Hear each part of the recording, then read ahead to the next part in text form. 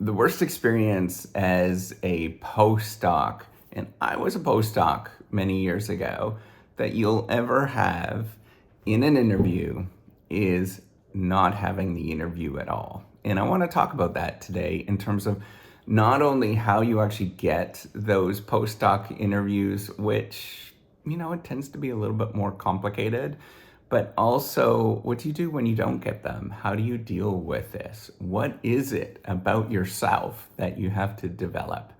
So, if you don't know me, I am Professor Dave Maslach. I'm an associate professor of innovation. I created this whole reciprocity project to give back as much as I possibly can. So I did do the postdoc thing after my doctorate, and I wanted to do that. That was actually my intention to do that. A lot of times people think that a postdoc is for those who can't get a job. And I think that that is a bit of a misnomer. I always wanted to do it because I wanted to expand right from the day one, right from when I started my PhD, is because there's this thing that happens with a lot of research. There's short cycle and long cycle research. That's terminology that I used from the innovation literature. But short cycle research, you see a lot of people doing that. It's a lot more on the things go a lot quicker, and you can get a lot more publications if you do short cycle research. There's long cycle research that is really, really slow and tedious and boring and takes a long time.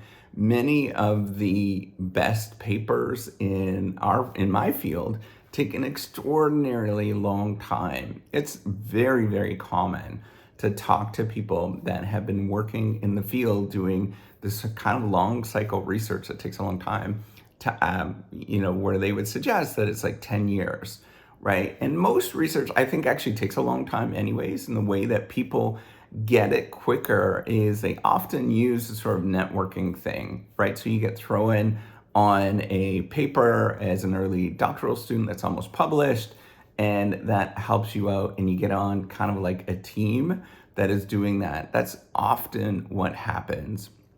Now, in the way that I was trained, like it or not, that's not what we did. That wasn't the training style that we did, and where we would actually develop papers and get to, do something in this sort of long cycle thing. And now this wasn't just my institution that did that. It was, the people that I actually worked with. And I actually selected into that because that research tends to be quite interesting and quite, just very much more different than what everybody else is doing. And that's kind of what I was doing. And I knew it was going to take an extraordinarily long time right from the get-go.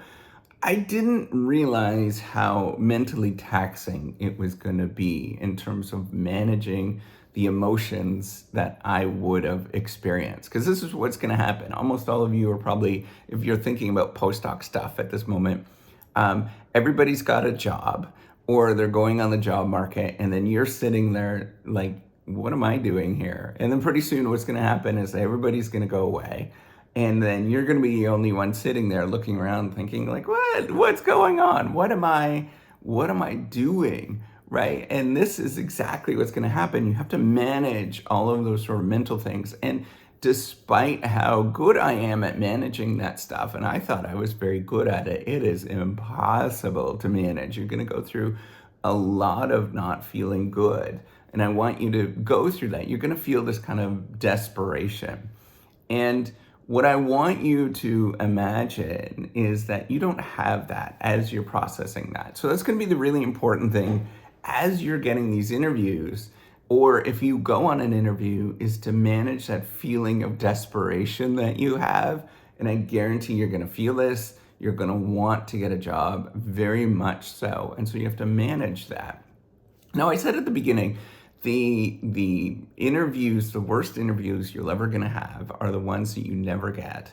And there's going to be a lot that's going to happen to you. You're probably going to apply to a number of different jobs, or they just simply don't exist. These postdocs jobs don't exist. And so you can't apply to anywhere. So how do you actually get these? This is how I actually got a postdoc.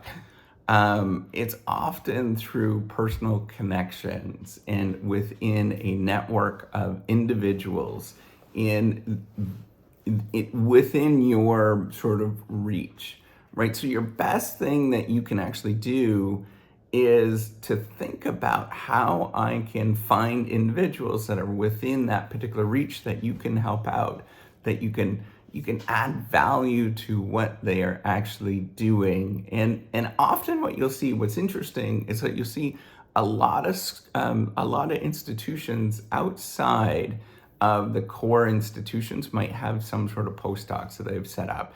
Many countries actually have postdocs as part of what they actually do, in terms of you can actually get funding from different funding sources for postdocs. And it's less common in my field to do those things in sort of the business realm, but very, very common in other fields like science and psychology. So you might have to be creative in terms of who you are going to work with and what you're going to do, because ultimately what you're trying to do is gain time to work on what you're doing, but also work with other people that are within the field. So I know that there was people at my institution that went to the Harvard Business School, and they were working on postdocs at the Harvard Business School as an extension of what they're kind of doing. The way that they did that was often through personal connections on how they're doing. Now, I want you to think about the key thing that I wish I would have known, and it's super hard, I understand, is I wish I would have built a skill set that would have made me a little bit more attractive to to other people. So this job market does not change, and you're going to experience the same thing repeatedly, that you're not going to get interviews simply because of what you've done or the area of stuff that you're interested in. So you're going to be excluded from interviews. It's very hard to actually get these interviews, right? So the more that you can have these personal connections, better off. But another thing that I think it's changing in the market, and it wasn't necessarily as big as when I was going through, but I think it's actually becoming bigger, is that looking for certifications of some sort, right? How do you actually get certifications?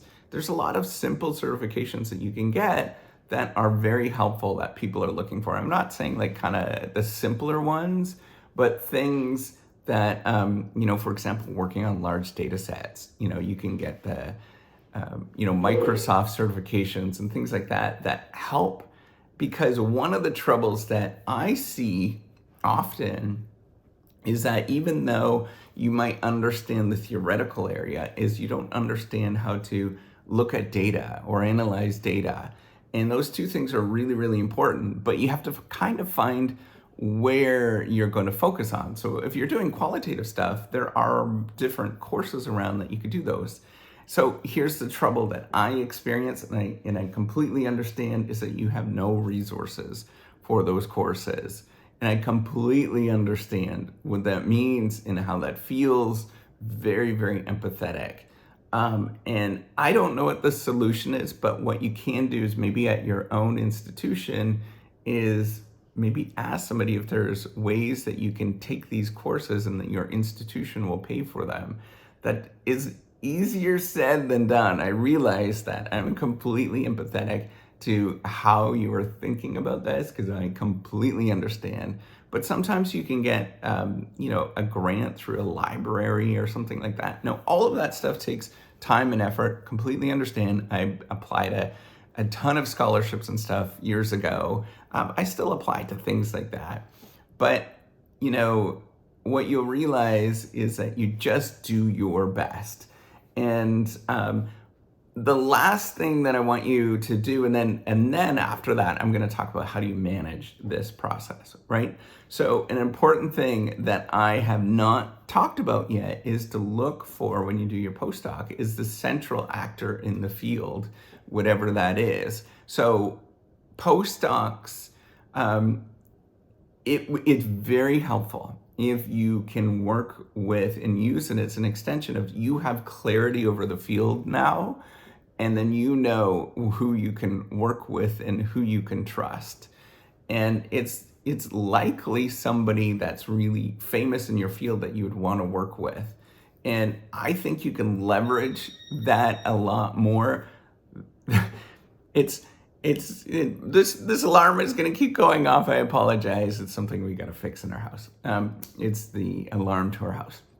Anyways, it'll keep going off. So what I want you to know is that there's a central actor that you need to, you probably want to work with. And so you can send, I would list maybe 20 different central actors in your field and send them a little personal note and say, I really like your research. I'm looking for a postdoc opportunity. Is this something that you would be interested in? And don't be afraid to send it. It does, you do get a lot of emails like those things, but just don't be afraid to send it and see what happens. So that's the last thing I want you to work on. And this field, the scientific game, the research game, it is such an important thing to work on this inside your heart. There it goes. I told you, it's going to keep going. It goes right every time at 8 o'clock in the morning. So what I want you to think about is, how do I manage this thing inside, how I feel, and how do I make sure that it is whole and complete before I start doing a lot of these things. It's going to really, really tear you up. So the best thing that I can do, now I know that you're going to have a lot of, this is not going great moments, right? But for me, what helps me focus on this is to make sure I'm eating. And I know that that is correlated with that desperation feeling that you have, because you're worried about eating and getting food and money and stuff like that. Making sure that you're eating and making sure you're getting exercise. Exercise is going to be so important, going for walks, those kind of things. You can likely get a membership to your gym at your school, right? That is going to be very inexpensive. Those things are going to help you out tremendously. And by the way, swimming, fantastic for that. As well as the last sort of component of that is making sure, so people have various different ways that they meditate. I meditate when I'm swimming or running or, walking, those kind of things. But having some outlet where you're doing some sort of meditation that is off of all of your work, right? So maybe it's a community that you have that's outside. Maybe you like to go play cards, non-academics, things like that. Maybe, and don't do it with academics because it just gets too intense. Or people that are in your field, it's too intense. It doesn't feel good. So, finding maybe it's a religious organization, something like that gives you support, that allows you to be good with yourself. And really lean on that, really lean on all of these other things to make sure that you are doing good inside. And I know you're not going to want to watch this. I know that you are going to say that I'm good enough at this moment, but trust me, the experience is very tough and you go through a lot of stuff. You really do. And that's where you got to work on who I am as an individual and say, you know what? I'm pretty freaking good at this moment and I can stand up and do this, and I'm going to take one little step at a time. And if you don't get a postdoc interview, screw it, man. Just go get a job, go get something. Like, don't worry about it. I want you to sort of think about this, is that the amount that you're getting paid for your PhD is going to be equivalent to working at Starbucks or, go deliver pizzas or whatever. Like, screw it. I know that is a hard thing for people to say and out loud, but you need to look out for yourself. And if that's how you maintain your research effort, is by finding other things so you can eat, right? So you could do those kind of things. By all means, do it. Like, there's no shame in any of that. And if anybody looks down on you, well, let them pay for you, until they're paying the bill. And if you're running out of money until they're paying the bill, then they can't say anything, right? So you need to be okay with just standing on your own 2 feet and saying, I'm okay, I'm going to walk forward. And if you don't get a job after all of this and you do like the delivering pizzas and all that stuff for 6 months and still not working out, man, man, just go find something. Go find something that's outside of the domain. Don't get fixated on the silly little domain that you're in. You're too good for that. And set a time zone or a time period of this is how long I'm going to look. After that, I'm going to look for other things. Trust me, lots of people do extraordinarily well in all sorts of domains after they've done this. All right, so give me a thumbs up if you like this. Take care and have a wonderful day. Bye.